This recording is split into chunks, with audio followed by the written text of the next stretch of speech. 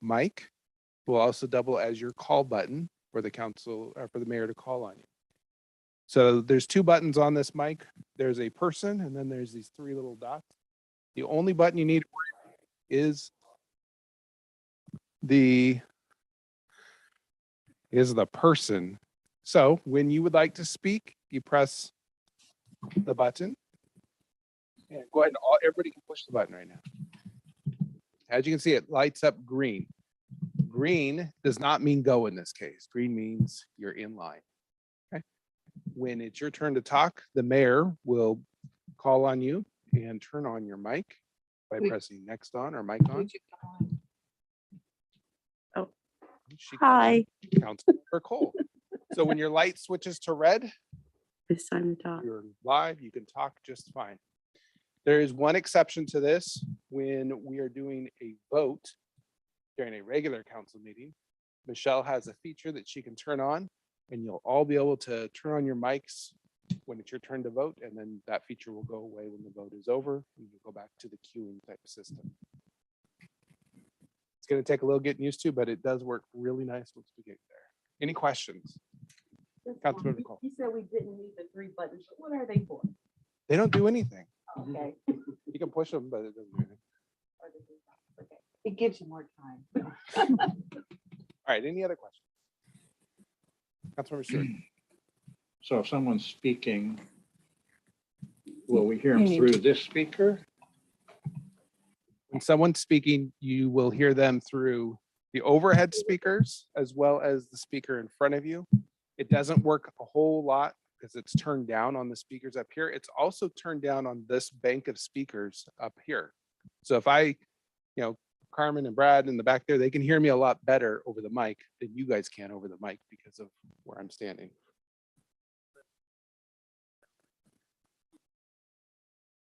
It's working. And the other important thing, while you are here in this room and everybody in this room can hear you, if your mic is not on and you talk, they can't hear you at home and it won't be on the recording of the meeting. So it's important that you always have your mic on. Councilmember Reed.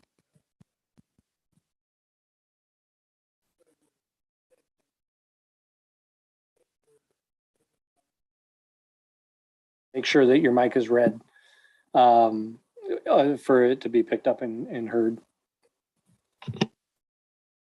And that's a good reminder that the questions that Councilmember Cole just asked and Councilmember Stewart weren't on the recording. So thank you. And the mayor has to remember to turn your speakers on too. Activate your microphone. I was just telling Councilmember Cole that it's not that I'm, I know.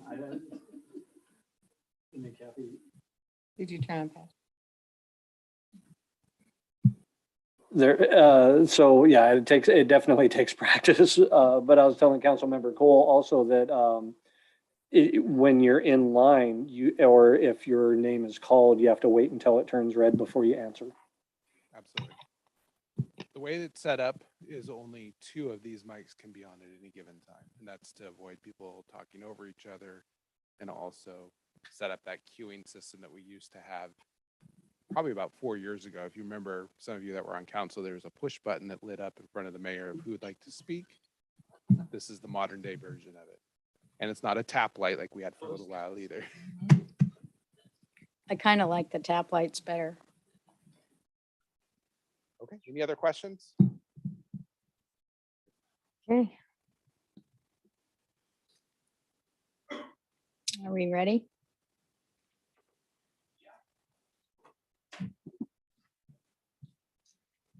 All right, our first thing on the agenda, well, actually our second, is the Sumner Community Food Bank update. And we have Anthony Apellis. Welcome.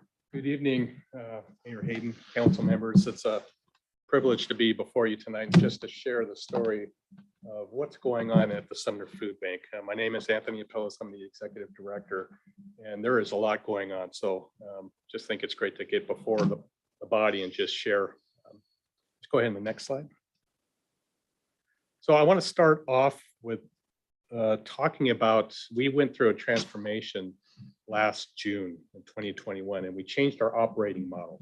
So prior to the pandemic, we would have our clients that would walk into the food bank, and we would take them on a guided tour of the food bank, and we would help them pull product off of the shelves. The food bank was filled wall to wall with racks, and we would have a capacity of serving maybe 12 at the maximum, 17 people, clients or households, or you want to classify it. Once the pandemic hit, though, we weren't allowed to have clients come into the food bank. So what they would do is they would call in their orders. Volunteers would put together the order, then they would drive through for a curb pickup. Last June, we changed everything. We took the racks out of the food bank, a lot of the racks out of the food bank. We rented some warehouse space just west of Sunset Chevrolet, and we stored a lot of our product there. If you go to the next slide, you can see we cleared out the space and created this open space markets. Next slide. And so a big difference from how we typically had operated. So our clients are now able to walk in here, shop at their own pace, pull the product that they need.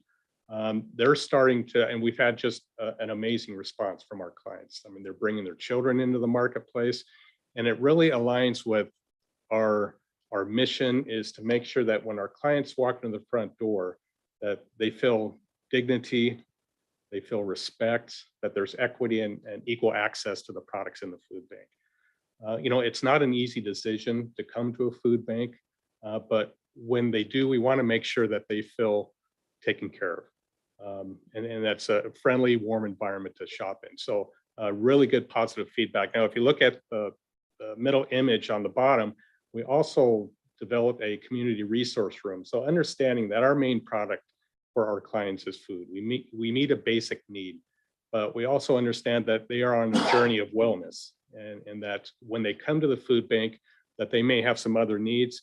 We like to at least be able to point them in the right direction. This room is dedicated to our clients, so they can come into that room at any time, use computers, build a resume, register for other resources and services that are available in the community. We have literature and information on what some of those resources are. We also allow other agencies to come to the food bank and host out of this room. We've had vaccination clinics. I have a meeting later this week with MultiCare. They want to come down and host the room for a day to allow clients to come and see what services are available to them. So that's been a really nice add for us at the food bank. Okay. Now I'm going to go through some metrics, and this is how we measure ourselves in regards to our performance. This chart here is just all about inbound product, and you can see the bottom line, the blue line, that is our donors. Our donors consist of Emergency Food Network, Food Lifeline, so we get a good amount of product from those two agencies. The orange line is our anchor stores, so Costco's, Hagen's, Fred Meyer, Safeway, and Winco. But you look at that gray line, and that is all of the logistical, and not all of them, but a lot of the logistical and trucking companies that we find in the Valley, in the warehouses. So they've been a huge provider of product, and you can see the volume with the numbers down there on the bottom of the chart. I mean, just in April, those companies provided us almost 164,000 pounds worth of food. So pretty large volume coming in. You can see it's increasing. Without the support of those warehouses and those logistical and trucking companies, we would not have been able to meet the demand that's out there. Okay. This chart here is just about what goes out of our doors. So the blue line represents food banks and pantries. We support 15 other food banks and pantries within the area. So not only Pierce County, but also Thurston and King County as well. The orange line represents the product that goes out the door with our clients. So you can see the continual trend is up. The need is great. This chart here is just kind of a comparison between the inbound and outbound, and this is a cumulative chart. So you can see April through December, the blue line is incoming, orange bars are outgoing. We had a little bit of a gap, so we had some buffer in regards to product. Look what's happening in 2022. That buffer basically is gone. So whatever is coming in is going out, which is a good thing. I mean, even though we're called a food bank, we don't want to be in the business of storing this food. It's all about distribution. But you can see the volume on the numbers below. If you look at the inbound, we brought in 700,000 pounds by the end of April this year. We didn't hit that mark until August of last year. So we're about 4 months ahead of the curve last year. What's going out, 715,000 pounds so far. By the end of April, we hit that mark in November of last year. So that's just a kind of an indication of, again, the great need out there. The orange bars reflect our waste stream. You know, kudos to Jay Hill, our operations manager, and Bill Patterson, our warehouse manager. They have done such a tremendous job in developing this wide network of product providers, and they manage the waste stream very well. You can see the percentage of our waste that goes to the landfill in April is 1.5%. So, you know, even with that volume of product that's coming in, the spoilage with produce and baked goods, we also support 4 local pig farmers and a goat farmer as well. So hardly anything goes to the landfill. Okay. This chart here is about the people we serve, how many people we serve. So back in June, that blue line, you can see we served a little bit over 1,000 people. Look where it was in April. So that's a 468% increase. We surpassed 5,800 people just for the month of April. That gray line is households. We served 411 households in June. That's up 363% to a little bit over 1,900 just for that single month. And then, of course, the orange line is the backpack program. So that's staying pretty stable for us. Okay. This chart is an indicator of where do our clients reside. We have about 1,800 clients who are registered with the Sumner Food Bank. And this is the residencies. So Sumner, of course, is being the larger of all of them, but there are over 25 cities. We have people, and if you look in the middle of that chart there, you see Seattle. We have people driving down from Seattle that's coming to the food bank. Auburn, the third from the top, that's an interesting data point as well. Auburn and Kent, they have a fairly large Ukrainian population. And we're hearing from our Ukrainian clients that refugees are starting to come to the food bank as well. So the people that are crossing the border down to Mexico, they made it up this far, and we're starting to serve those people as well. Now, what the quantity is, we're not sure, but we've asked our Ukrainian clients to try to help us with that, because there may be some more help out there, government assistance in regards to meeting their needs. Okay. Next, I want to talk about our priorities. So this is a list of priorities we have for operations right now, but I want to focus on grants, communication, and a survey. Next slide. You know, through the generosity of the city of Sumner, through the ARPA funds that were allocated to us last year, we were able to go out and hire Katie Garland as our communications manager. Her responsibility is grant writing, fundraising, communications, and community connections. And she has done an absolutely fabulous job in regards to making sure that the communication is getting out to our clients, our volunteers as well. And she broadcasts in multiple languages. The websites and the social media, they're up to date, they're current each week. They're updated to allow our community to know what our specific needs are so that they can support. So she's just done an outstanding job, and we want to thank the city of Sumner for swinging those funds our way. She's also responsible for managing the community resource room too. Okay. Just a little sampling of the survey that we sent out to 1,200 people, got about 10% back. This question here is, what other places do you regularly get food? So, you know, grocery stores are given, that's obvious. Dollar stores was a favorite of theirs as well. And then they have a good support of family and friends as a backstop, but other food banks. So we're not the only game in town. We're just one of the stops. You know, and out of the survey, we found out that we provide probably about 50% of their needs for the kitchen table, and they fill the rest of the gap in other places. Next slide. This question, have you ever had to choose between buying food and paying for anything else? So utilities, housing, transportation, which I would translate as gas, are the big drivers for our clients. So before they purchase any food, they have to weigh those decisions in regards to their budget, in regards whether they can purchase enough food for the family to eat. Okay. Just some other observations, almost 50% of our clients visit the food bank multiple times a month. 17% they say that they've been actually a client for over a year.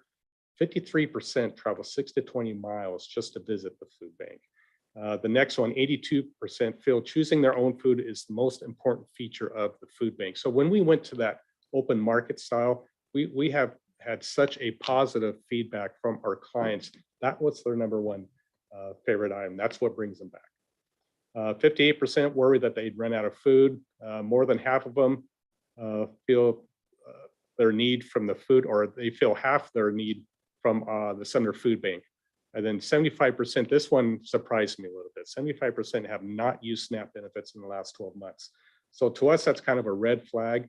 And we've asked Katie to put together some education and awareness to broadcast out to the clients, letting them know that these benefits are available because some of them may not even know. So we just want to increase the awareness there. And then 20% says that they just, regardless whether they come to the food bank or not, they don't have enough food to put on their table. So really good takeaways from our survey. Next slide. I want to talk about community partnerships. Next. So Unite Us is a company that we, the fourth quarter of last year, that we partnered with. And Unite Us is a platform that builds this network of service providers of various services. You can see a list of, there's 50 service providers that are networked with us in Unite Us. And how this works is if a person has a need, for example, if somebody walks in the door of the food bank and they say, you know, I need some help paying for rent, we would refer them into the Unite Us network. And then all the service providers have 48 hours to assess that person's need and then to jump in to see if they can help out or not. We've been referred 15 people through Unite Us in regards to food insecurity. So I've referred 3 people for housing assistance, and I just worked with a woman today to try to get her help. So it's been a good partnership. They started out in Tacoma. They're starting to expand and grow, and they want to make more of a presence out here in East Pierce County. So it's been a great partnership between the two of us. Okay. This is another list of partnerships. Now, when on this slide here, these partnerships, these are organizations or outreach programs that we support. I mentioned the food banks and the pantries already. You can see senior centers. We have a meal kitchen out in Yelm. Outreach programs, that list seems to be growing every single month. It seems like we add another outreach center. And then we have the backpack program where we support 9 local schools in the Sumner area. Okay. This is just a list of some of the big swingers in regards to community product support. These are the logistical and the trucking companies I referred to earlier. Amazon is a new one. They have a warehouse here in Summer, and they've jumped on board and they want to provide us some support as well. Chick-fil-A reached out to us last week, so we're starting to put together the plan to see how they can support our community needs as well. So good group of support there. Next. Another way of support is people come down and serve. You know, I've told our staff and volunteers that we provide 2 products to the community. One is food. But the other product that we provide, which I feel is equally important, is an opportunity for people to come down and live out the purpose, and that is to serve others. And we get very good support from the community there. Pacific Northwest team, they came down, they landscaped the patio area. It looks great. Cascade Christian School came down, they helped us sort food at the other warehouse. Then Daffodil did a food drive for us. A Girl Scouts troop, they came down, they called me one day, said, hey, we'd like to donate some cookies to the food bank. So can we come down one night? I said, yeah, come on down. And they get down there and they've got 2.5 baskets of cookies. And, you know, of course, I had to serve as quality assurance and I had to test the samples before I would let the product or go out to the public. But they came down and they said, hey, can we do something instead of just handing you cookies? I said, yeah, you guys want to come in and stock some shelves? And so the girls loved it. You know, the 10, 11-year-old girls, they're in there. And I said, I gave them the task. I said, I want this place to look like Hagen. So just stock the shelves. This is your store. And they did a fabulous job. I was sharing some information with them, telling them all about the food bank. And they asked, well, how old do you have to be to serve here? I said, you have to be 12 years old and accompanied by an adult. When everything was said and done that night, I had one of the girls run back and she said, I turned 12 in May. Can I come down here and serve? I said, absolutely. So these are your future servant leaders here that we're training at the food bank. Okay. Future state vision. So I want to close on this topic and talk about what our mission is and our vision for the food bank. Go to the next slide. We are currently working with JMJ Associates, and of course, we have the food bank facility, but we also have that open lot next door, that undeveloped lot. So JMJ, we approached JMJ and asked them, can you put together some scenarios? How can we utilize this site in the best interest of the community? We've all seen the growing numbers, right? And so we're starting to have the hard conversations. What are we going to look like in 2 years? What do we need to look like? What does right-sized mean for the food bank 5 years down the road? So that's why we're working through this right now. They're giving us several scenarios. This scenario here, you can see office space, some new office space right there along Main Street at the front, trying to maintain Main Street aesthetics. You see a large warehouse space behind it, 10,000 square feet. Again, trying to get out of that warehouse that we're leasing right now. Large parking lot in the back with a loading dock. The challenge to this site is we have to manage foot traffic from our clients. We have to manage vehicle traffic of the clients, and we have to manage truck traffic. We have trucks that are pulling in there, loading and unloading every single day. So we have to be able to come up with a design that's going to be able to accommodate everybody involved. Next slide just shows a different iteration of what that might look like. So you can see a large trucking entrance on the back side of the property. Next slide shows the warehouse in the far back. And then the client's throughway in the center between the food bank and the warehouse. So those are just some options that we're working through right at the front end of this right now, but the conversations will go deeper in regards to trying to figure out what the details are involved with what does our future state look like. Okay. Some capital projects in June, we have a couple of big ones. We have South Sound Solar that is going to be on site. They will be installing solar panels on the food bank. This will cut our energy footprint by 50%. So that money can be deferred over to food purchases. So we have in our operating budget $55,000 this year just for food purchases alone. And as inflation keeps creeping up, we lose buying power with our budget. So this is going to help us. We also have HVAC. We have a Taylor Heating that's going to come in and install that system. That food bank gets very, very, very cold in the winter. I mean, it's miserable. In the summer last year, we had to shut down 4 days just because of the extreme temperature. So this is going to be a big benefit to have those two items at the site. Some other capital projects requiring funding, a walk-in cooler. We'd like to be able to purchase to increase our cold storage capacity, but that also would allow us to open up the food bank on the inside and increase the shopping space because it gets kind of congested in there. Some awning to protect our customers, our clients when they're lining up outside, get them out of the weather. That was in response to some survey feedback. Display cases for inside the marketplace. And really the big one here is the East Lot Development Project. That's going to take considerable funding in order for us to pull off. And then the last slide is about some challenges. So no secrets here for our clients. The pandemic, we may be on the cusp of a new surge. What's that going to look like for us and for them?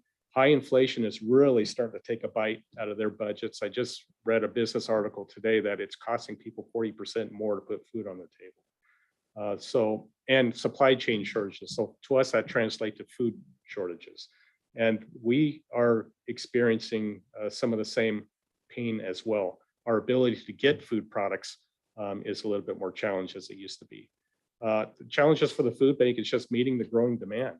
Each and every single month, it's been growing for the past 10 months, and it just does not seem to stop. So that's why our challenge is to figure out what does the right size look like for the food bank 2 to 5 years down the road. Some opportunities, just deepening our partnerships with the community. I think we're doing a really good job on that right now, but there's more opportunities to be had. Growing your supplier network, Jay and Bill will continue to do that with the business community in the surrounding area. And maybe there's a good opportunity just to develop a shared vision between the food bank, the Sumner Food Bank, and the city of Sumner. What does that look like for us? Then, of course, acquiring additional funding for support to meet that future state need. So that's everything that's going on with the food bank right now. I know it's a lot, but some exciting things that are taking place, but some certain challenges that we faced. We've got some headwinds in front of us. Any questions? Anthony, before we take Councilman. questions, Yeah. you want to introduce your team? Yes, I have John Rader here. So John Rader here is the president of the board for the Sumner Food Bank. Jay Hill, he's our operations manager, and Bill Patterson, Peterson, he's our warehouse manager. So these three men have been just a huge foundation for the Sumner Food Bank. Thanks for asking. Awesome. So I have a question first. You said 9 schools for backpack program? Correct. Is that Bonnie Lake Sumner schools? They're in the Do you- same school district, but most Yes. of those schools are in this. In fact, all the schools are in the valley. So do you do all the schools, or does the Bonnie Lake Food Bank also put out backpacks? Bonnie Lake Food Bank, I think they do have a backpack program. They support the schools on the hill. Yeah, they're mostly supporting those schools, Bonnie Lake Food and South. We're keeping more lake towns. Okay. Okay, good. Thank you. Good question.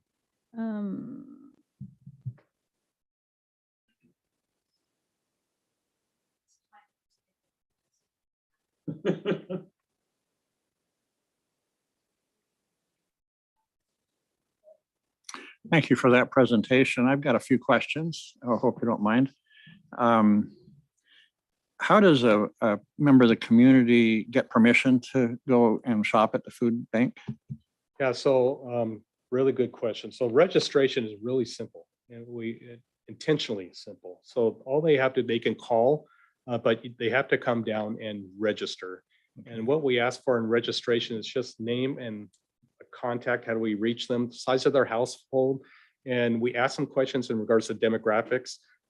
This is because we want to make sure, some of the community that are suffering even more severe food shortages, we want to make sure that we're hitting those demographics as well. But Emergency Food Network and Food Lifeline also asks us to measure the demographics with our clientele as well. So we have to report that back. So by demographics, would you ask them to fill out a sheet of their income and their resources? No, we don't ask for income verification. The demographics that we ask for are ethnicity and age. Okay. That's really just it. And then once they get approved, they just come in whenever they need food? Now, we ask our clients to try to limit their visits once every 2 weeks, Okay. especially because, and that's just an adjustment that we had to put in just recently because of the growing demand. Sure. We never used to be open Saturdays, and January 1, we opened Saturdays now to help accommodate the growth. Okay. I think it's a wonderful service you're doing for the community, not just giving food to those people that need it, but providing service opportunities for schools and other little community groups. What is SNAP? So that's the old food coupon program, or that's the new food coupon program. Oh, They call it SNAP. okay. Sorry, I wasn't aware of Well, I that. had to ask the same question when I first heard that term too. So Okay. And you talked about referring people elsewhere. So if you are low in product, you refer them to other neighboring food banks then, or other Yeah, sources? So you notice that long list of the 25 plus cities that receive service from the Sumner Food Bank. We remind them that, there are food banks closer to you. You don't have to drive all this way down. But most often than not, the response is, yeah, but they're not like Sumner. They don't have the open market space. We just feel better coming to the Sumner Food Bank. And to be honest, a lot of the other food banks, they're not in the same position that we are. We get a large volume of food. Right now, it's not a food issue for us. So we're able to support, and that's why we're able to take some of our surpluses and support food banks and pantries in some of the other communities. Here's an example. We get a phone call one afternoon from a driver says, "Hey, I got my whole load rejected." And we asked him, "What do you have?" "I have 17 pallets of lobster, Costco lobster bisque." So we can't absorb that kind of volume. So what we'll do is we'll share the wealth. We sent a couple pallets to Enumclaw. We sent a pallet out to Yelm. So, our surpluses we're very generous about. We have a very good working relationship with the Puyallup Food Bank. We help each other close each other's gaps. We understand that we are a food bank. We will provide as much as we can for our clients, but we can't provide everything. That we are a supplement. And sometimes we have to remind ourselves of that because the heart wants to just give them anything that we can. So. Sure.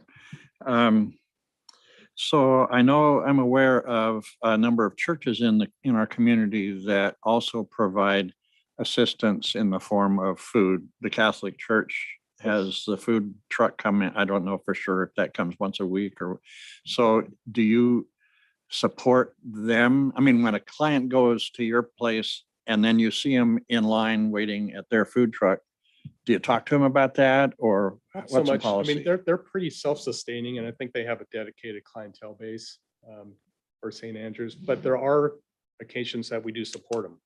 If we have surpluses, we'll give them a call saying, "Hey, we got this product. You guys interested in?" Especially if they're cooking meals. Sure. So we get a lot of product, and that we make a lot of phone calls. Okay. Because as soon as it comes in, especially if it's cold storage, we need to either get it in the coolers or freezers, or get it on its way, find a home for it. So, Excellent. and they're just one of the many stops that we call. So I have an assignment in my church of being the welfare services manager. So I meet a lot of people who come in, both members and non-members, wanting help or needing help. And our bishop asks me to do a resource analysis to get a feel for how much money they have, if they're working, just as a kind of like what's the total picture. Our church has a huge storehouse in Kent that we write food orders for. And I would like to be able to partner with you on other needs. We seem to get our food needs met through our organization. And we have a cannery and we teach people how to be self-reliant. That's the bottom line. But we also get a lot of people who need help with their rent. And if they don't seem to measure up to what our bishop needs to see to qualify, I mean, we can't, let's say $1,100 and they got all kinds of toys and video games and things like that. We would ask them to scale back on their outgo. Sure. But it sounds like you have resources available. So if I found somebody that needed a place to stay, I could refer them to you then? Yeah. So Councilmember Stewart, maybe we can hook up, and I can, because Unite Us is a really good platform that's their reach is becoming broader and broader. So that's something even the church can be participate in. Excellent. To become part of that network so that you can refer people into the system.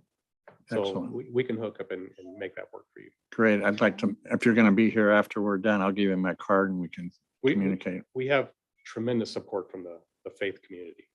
Excellent. Yeah, we have a lot of players that come down on a regular basis to help serve down there at the church. But they also support with food drives and even monetary support as well. So, Yeah. Well, I have just one final comment. I'm sorry I'm taking so long there. I have a personal experience. A few years ago, there was a fourplex that was an arson fire and families were displaced. And I was pressed into service by my leaders. None of them were members of our church. I live fairly close by, so I went over and met with them, and I was partnered with people from St. Andrews. The school district got involved, and it was the outpouring of support from the community was really wonderful. Following that, about a year later, we had a huge flood from the Puyallup River and the down in the valley. can't remember the name of the place where a lot of people live in trailers were displaced. And they said, we need food. They have a lunchroom that was dry. And so I pulled up in the food bank parking lot with my pickup truck, and your workers filled me up with food for them. Didn't have to sign anything. For all you knew, I was going to take that food and go somewhere else. But it was wonderful because then they had food to eat. So you're doing a wonderful job for the community, and I really, really appreciate that. Thank you so much. I have a special blessing to be even a part of this, because I have a job that I'm able to witness some of the worst effects that society can have on people, but at the same time, see the best of the human spirit respond. Indeed. It's a great job to have. Thank you.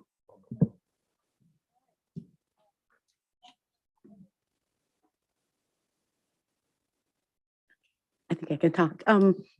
So I think the food bank is absolutely fantastic. I was volunteering at the food bank September, maybe through March on Thursday nights.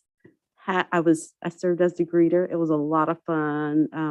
The individuals coming in started to recognize me. I thought it was fantastic. I'd never been in a food bank. Well, that's not true. I had never been in a food bank like that, where it was pretty much an opportunity to grocery shop and for free of charge. And I just thought that was fantastic.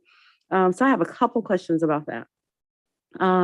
So that was, like I said, I was volunteering on a Thursday evening, and I know that you just said the Saturdays, and I actually got the emails that you were opening up on Saturdays.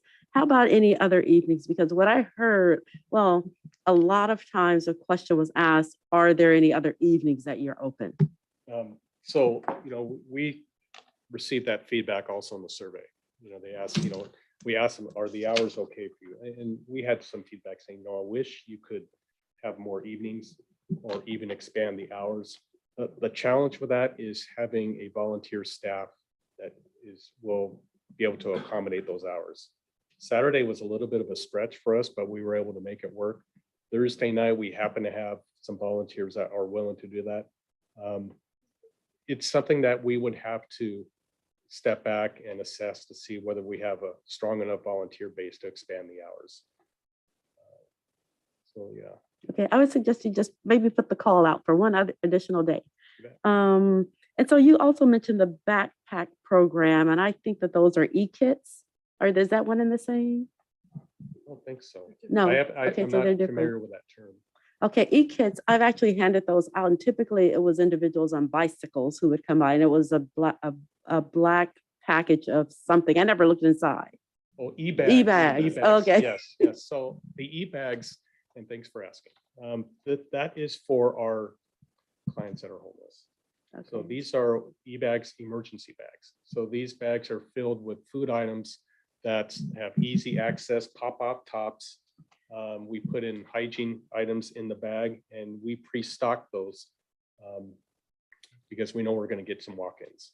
And so we're able to just say, here's your bag for the day, and come back and see us when you need. Okay, yeah, I think people really appreciate those. And my last question really is just about operations overall. So there were a couple times where I volunteered and was not able to make it, and I sent an email to say, "Oh, I can't make it that day." And it went to someone named Wendy, who was no longer able to. She said she didn't work at the food bank any longer, so that didn't register. I was expected to be there, and I couldn't make it, and no one really knew. Has that issue been It's fixed? been resolved. So Okay.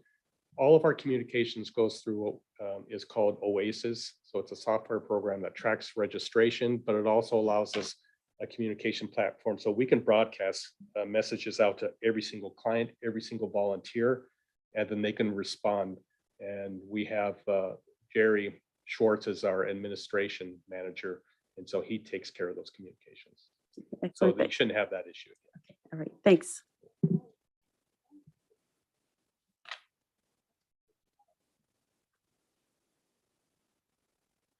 Hi. So I notice when I drive by on Mondays that you're closed. So I was just wondering if you could go over the hours that you are open. So we are open Monday through Saturday, 10 to 1 o'clock p.m. and Thursday evenings, 5 to 7 p.m. Okay, and that seems to work pretty well for Yeah, just your staffing. and- it and does, you know, to make sure that we have a good volunteer base. You know, it's always a challenge. I would personally, I'd love to expand the hours, but you know, we need to make sure that we have the adequate help to support that. The number, what's getting more of a challenge for us is the number of the volume of clients. For example, you know, our old operating model, we can remember when I mentioned that we can serve 12 to 17 a day. April 29th, just a week and a half ago, we served 88 in one 3-hour shift. That is huge. That was a record day for us. And we're seeing more and more of those, that level of volume coming through on a daily basis. So, And then can you talk about how you support the senior center? 'Cause- so we do a drop off every Tuesday, okay. where we give them some product. And then, you know, they'll come to the senior center. They go there for activities and everything. And we try to have the product there by 10:30 every Tuesday. So I try to convince them, come on over to market and do some shopping, but they like the drop offs. So how do you track those numbers? Do they We weigh everything register? that goes out. So Okay. it's just in pounds. So they're not official registered clients. Uh-huh. Similar to, what's it called? The mother, Oh, mother's too many. yeah, Of mother, the is it the skate park? Skateboard. Yeah. Mothers to many, yeah. So same thing applies there. She comes by once a week and we provide food so she can hand out to the kids. Oh, okay. Well, that's good to know because I know she's serving a big need. Yeah, she's All right. wonderful. Okay, thank you. Welcome. Councilmember Newman. Thank you. Thank you, four of you, for all of the work that you keep doing. I have a couple of questions. One, I'm wondering about what are you having to purchase to fill in gaps that aren't being provided? Thanks You- for asking. Staples. So Staples is a big purchase item for us. Milk, eggs, meat, cheese. Those fly off the shelves. So that's what we spend most of our spend on. Also, we've had to make some purchases on our backpack program at times where we'll have some gaps there and try to keep that filled. Thanks. And then I was going to ask you if you had any idea about what was causing, like, I would say the continued spike, especially the last couple of months, like 20, but then when you brought up the 40% Yeah. grocery increased cost, which I've heard, you know, families who haven't ever used food banks, I've heard them. Yeah, I talk think about- several factors. I think that's the biggest one, my personal opinion. Pandemic was a driver as well, because, you know, people go to the store and they see bare shelves.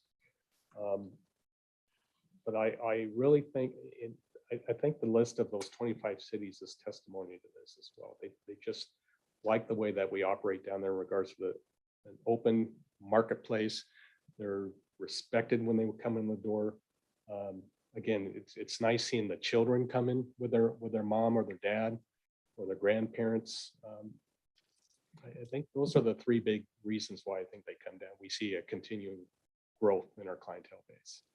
I used to be one of the Thursday evening volunteers, and I do want to thank you for making that switch. I think it makes a huge difference in how the clients feel like they're being received. And their Saturdays too. their comfort level. And I do want to actually second Councilmember Cole's suggestion about the attempt to find a second evening. And I suspect if a call was put out for volunteers, you know, ahead of time to try and help with that assessment about whether you could get them, that could probably come together. And then I was just going to have, I think, a suggestion for consideration, and that is, first of all, thank you for putting out more information about SNAP. But it may help later if you announce a couple of days when you're going to have volunteers on site, whether you pull them from Family Center or from the state order, who have had experience helping people fill out applications there, Yeah. which I think helps. I mean, you're not the only one seeing the phenomenon. And also those with SNAP then tend to actually go to the grocery store before they go to food banks. But it does always surprise me about how many people are not Yeah. trying to use that resource. And I think it's just an accessibility thing. But if you have someone there to help them fill out so they don't have to take it home and figure it out, that sometimes puts a dent in those numbers. Yeah, Katie Garling, our communications manager, so she helps people when they go into the community resource room to do any registration. But point well taken. Thank you very much. You're welcome. Okay, Got me. maybe. There you are. No, Oh, you- I didn't do anything. Yeah. Oh, now I'm up. Oh, now you move. I'll do it. I can find you. I'm Cindy. I know, but there you are. There you go. Am I on? You're on. Okay. Thank you for the great presentation. I was wondering when and how you were going to decide on the design plans for the extra property, when you thought, what criteria were you going to use to make that a decision? So, of course, I mean, this is working with the board of directors and making sure that, we have an aligned vision between operations and the board. And really, when it comes down to that property, warehousing, we need a place to where we can receive the product efficiently. We can store a substantial amount of product, because I know if I give these guys the space, they'll fill it. So we're just looking for a creative way that we can provide that ample space for some adequate warehousing on site. Yeah, because when I was looking at the designs, I was trying to, the big trucks and the trucks not having to park out on the main street Yeah. is really, I think, a priority for you. And I'm just hoping that it looked like you had some pretty good choices there in those designs from what I could see in that quick flash. So Yeah, and it all has to work together. The client traffic flow, the truck traffic flow, and the pedestrian traffic. I mean, I'm really looking forward to sitting down with JMJ, all of us are, and to see, just to start sorting out all those details. okay, well, good luck with that. That's going to be the easy part. The challenging is how do we fund it? Then the fundraising. Thank you. Any other comments? Now, do I have to turn this off or something? My turn again? Are you wanting to go again? You're already turning me Okay. red. There you go. Just a quick question. I really like the slide presentation. Is there a way you can send that electronically to us? Yeah. So we have it. I can send Jason a copy and then we can get your. Perfect. Thank you so much again for coming tonight. All right.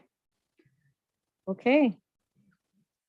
Seeing no more comments, thank you. Welcome. Thank you. And you're doing good work out there. I appreciate that. Okay, next up, we have a 2022 legislative recap, and I will call on Carmen Palmer and lobbyist Bill Clark. Yeah. Just take these two seats. This in between.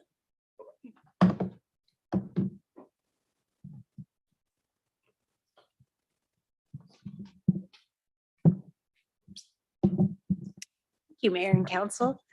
I'm Carmen Palmer, your Communications Director, and about 6 months ago, I sat here and brought before you considered and passed a legislative agenda. So this is the second part of that story. What happened?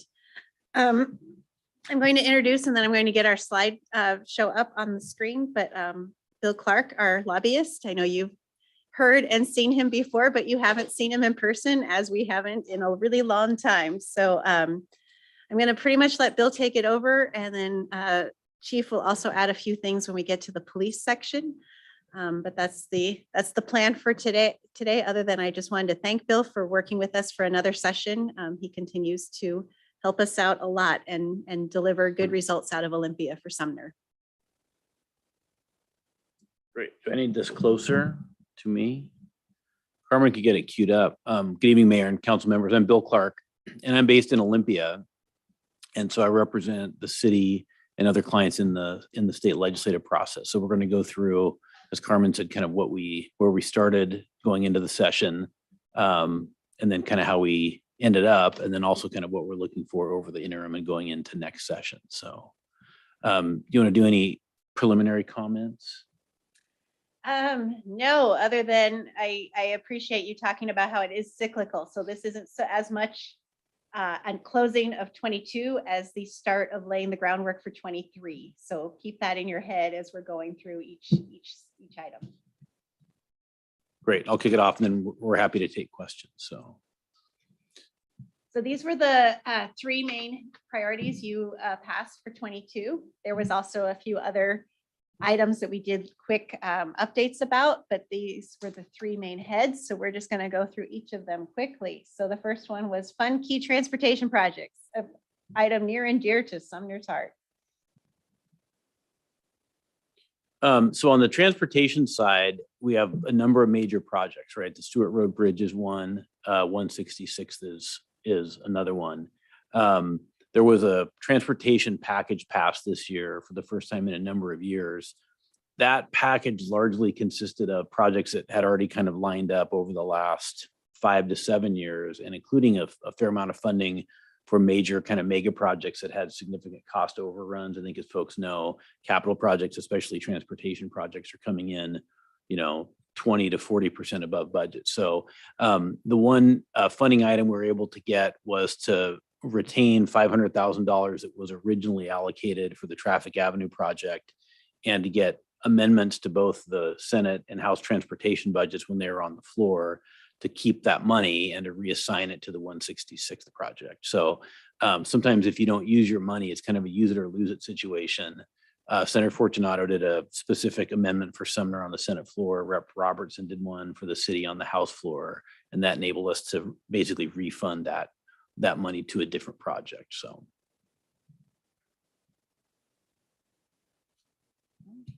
This was primarily support climate change and salmon recovery. This is primarily the White River Restoration Project. So here's the details on that. Yep. So again, recall it wasn't this session, it was the full budget session last year. And I should have said to start out with, the legislature operates on a 2-year budget cycle. And so the odd numbered years, the 2021 session, they adopt a 2-year budget, and the 2-year budget is the main budget year. The even numbered years, like this year, is the supplemental budget year, which can be kind of, course corrections to the budget, or was the case this year, use of specific COVID funds and things like that came in through the supplemental process. So the large amount of funding for the White River Restoration Project was funded in the 2021 session as part of the capital budget. So that was funded last year. The other issue going on at the kind of local level was the issue with local planning and what they call middle housing. That issue will certainly be around, and it's something the city's going to have to deal with because there's this push on different housing supply issues. So that bill didn't pass this year, but it certainly will be around next year. And then the other item on that we continued is there's that continual push, I guess, from the state to take over some local planning. And so we did see that come back this session, but it did fail. Pretty sure we'll see that one again.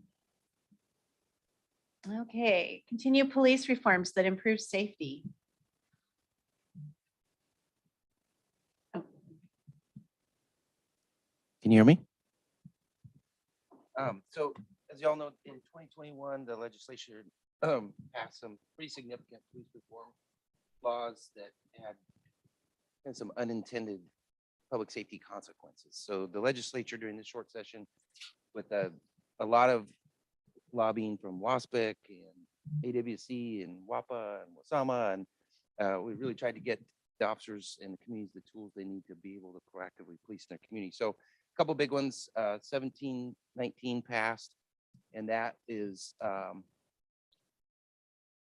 I'm sorry, I apologize, Chief. You had added these details and I believe I pulled the wrong version. So please, if you can keep talking, I will try to so find a that significant bill that passed was 1719, and that corrected unintended consequences that the 2021 legislature outlawed the use of the weapons that virtually every department in the state uses as less lethal.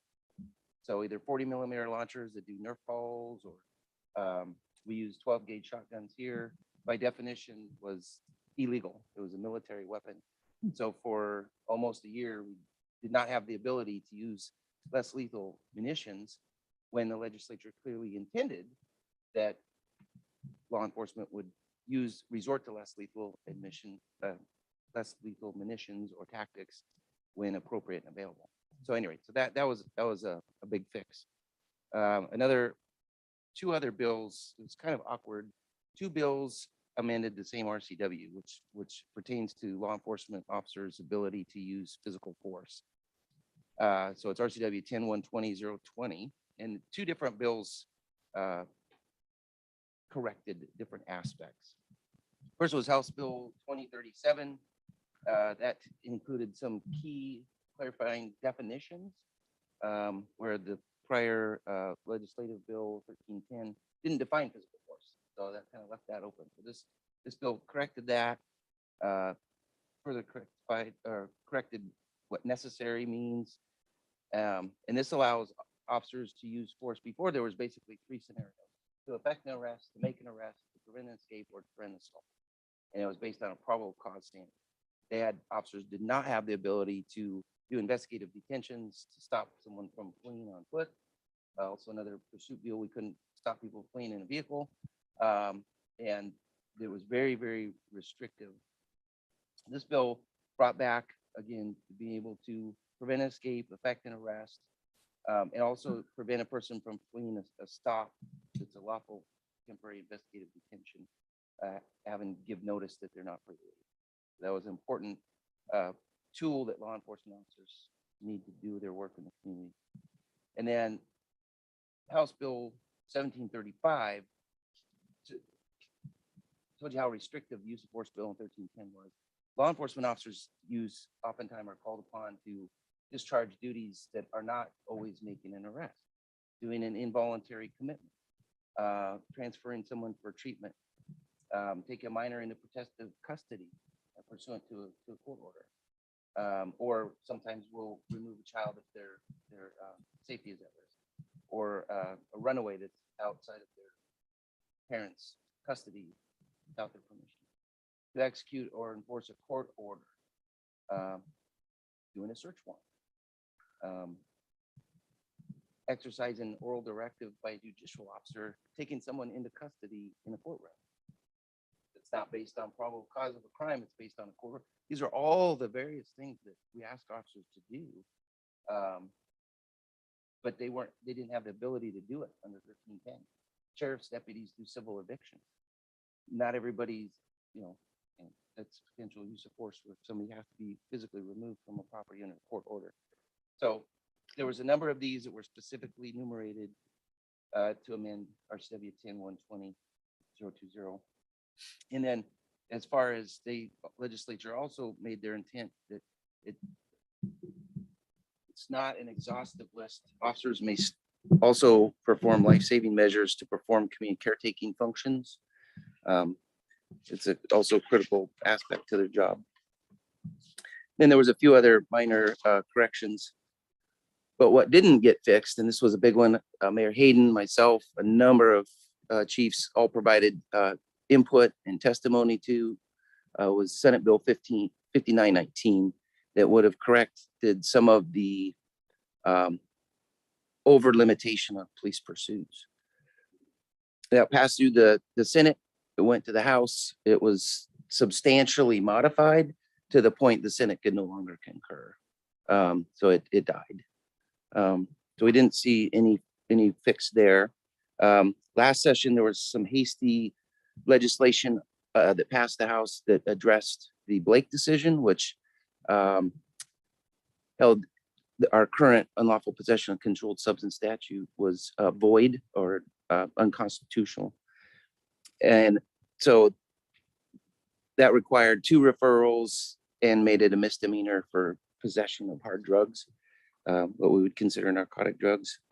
Unfortunately, there was no action taken to address those. So that's pretty much, for a short session, it felt like a very long session. Chief, did you say Nerf balls? Yeah, well, they're little foam projectiles. Okay. Yep. That doesn't sound very lethal. No. They took them away. Well, they outlawed military weapons because it sounded like a thing to do. And it got enough attention that it passed. And the one thing with the legislature too is WASPIC they were saying, well, this is the consequence. This is what's going to happen. They're like, we know and we don't care, basically. They So, Yeah. but we've got the ability to use those back. That's the important thing. All right. Do we have any questions for our guests? Seeing none? Oh, we have a few more slides think for we a have a couple couple more. other Perfect. cleanup items. Okay. Usually this is a very small part of the legislative agenda, but this session, it became abnormally large because there were quite some unexpected things. This was Okay. expected. Usually we put in a capital ask. The Representative Robertson was making that request for us, and he really liked the idea of the River Grove pedestrian bridge. Bill, I don't know if you have any more you want to add to that. No, just that, during the legislative session, there, you can make what's called a local capital projects list where legislators have certain projects they can ask for. The challenge is you don't get, 10 projects per legislative district, you get maybe 2 or 3. So we didn't, this was the first year we had asked for this one. Though in the transportation package, one thing that's a little different this year is there's a section for active transportation programs, which can be bike paths, pedestrian bridges and stuff. It funded that program. It didn't identify the projects yet. So we're working with WashDOT right now to see if River Grove can qualify for the funding they approve. So the idea is there'd be a process this interim, and then the legislature would actually approve the specific projects next year. Well, that would be awesome.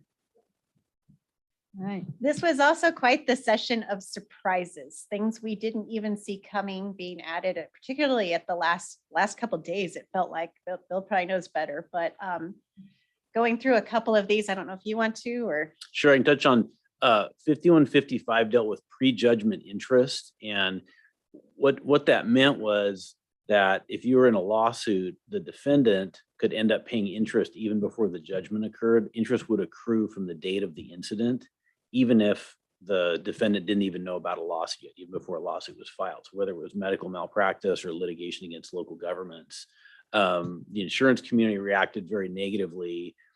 Interestingly, at the very end, there was a whole host of amendments to exempt medical malpractice, exempt lawsuits against cities, exempt lawsuits against counties, exempt lawsuits against professional services, just to put so much weight on the bill to kind of stop the bill. So at least sticking up for local governments on that one was Representative Stokesbury.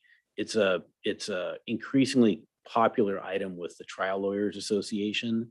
So municipal attorneys and insurance defense companies and others are kind of keeping their eye on this one for next year. 1782 was the middle housing bill that Carmen had touched on, and then the chief touched on this one, and the different policing bills that'll be back next year as well. And we just wanted to add a thank you. You've, as Bill's been talking, he's been mentioning a lot of our different legislators. So we just wanted to thank them by name for everything they did to help us out in this session, as always. Yeah, so these were the kind of key folks that worked on different things, and this is a lot of it is based on which committees they're on. So Senator Fortunato is on transportation in the Senate. Rep. Stokesbury is kind of their lead on appropriation. So anything that touches on like fiscal impacts to cities or fiscal impacts to the state, he's kind of in a good position to help on that insurance bill. Rep. Robertson is on the House Transportation Committee, so he was kind of the lead for that $500,000. And then all the legislators do a pretty good job of recognizing kind of the regional nature of some of these issues, especially transportation. So it's not just the 31st. We'll talk with Senator Gildon and others from the 25th district, and even like the 30th district, which is like Milton and Edgewood and those areas. So there are some issues that are especially regional in nature that we'll work with those legislators on as well. Right. Thank you.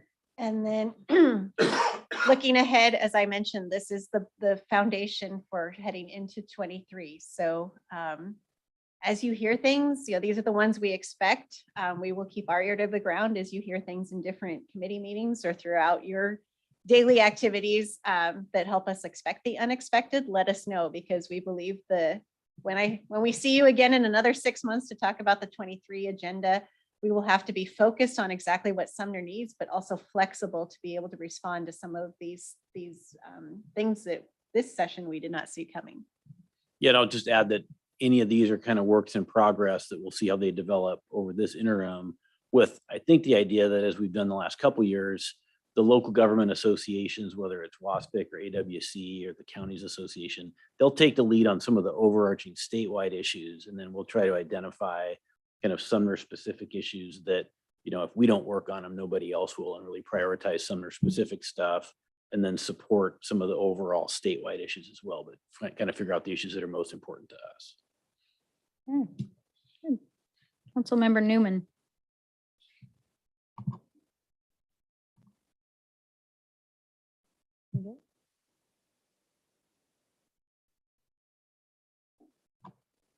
No?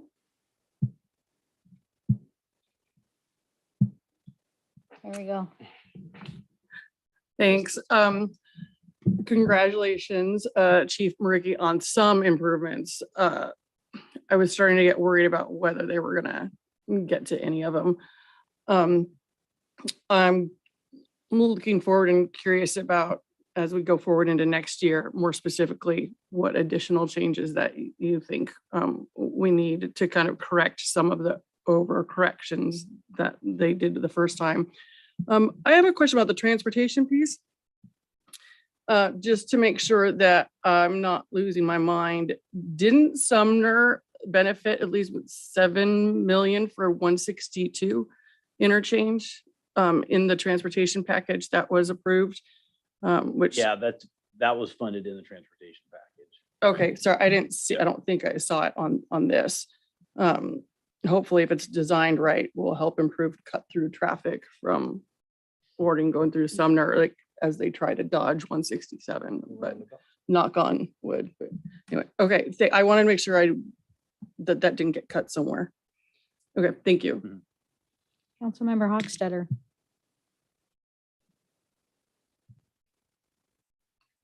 My question's on that White River work with PSE to bridge the funding gap. Now, why would we work with them?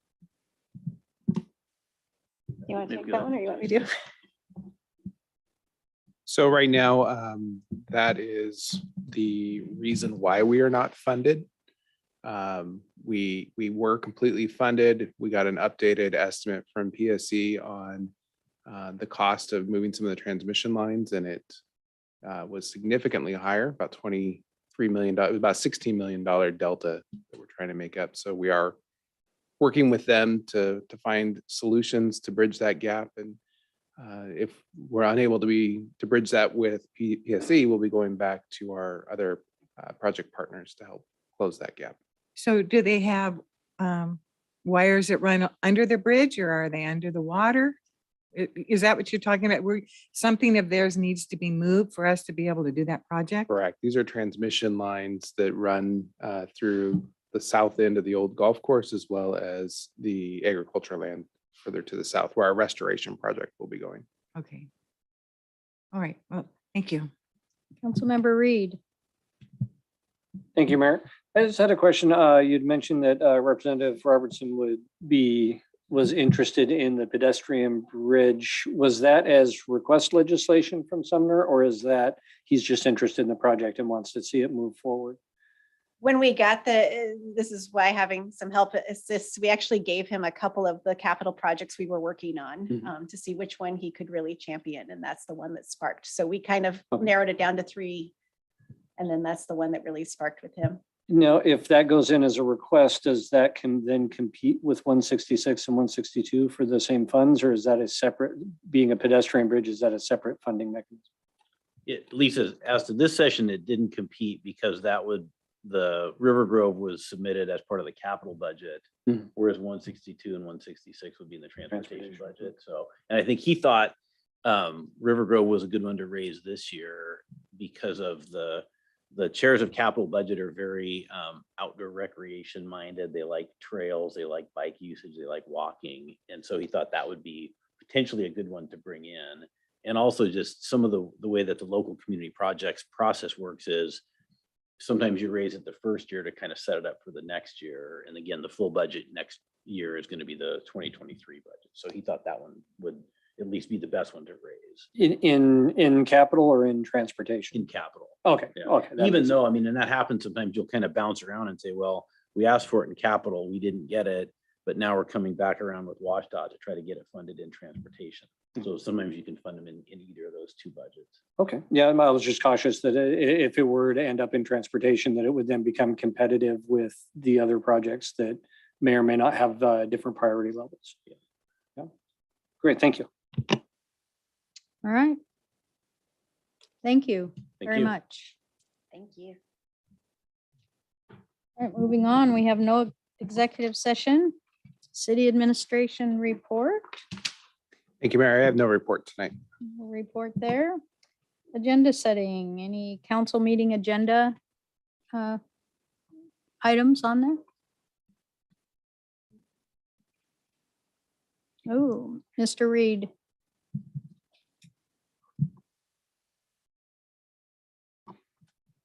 Mr. Reed?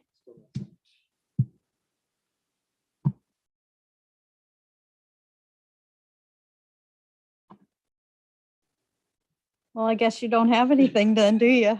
There we go. Now it's on. I was just going to mention that the ARPA committee has been canceled. Okay, So I don't know if that's already gone through. And then a reminder that I won't be available for any of the meetings next week. okay, I'll be out that entire week. all right. Anybody else? Okay. Council committee meeting, I guess that's ARPA, so any other changes, guys? Nope. All right. We are adjourned.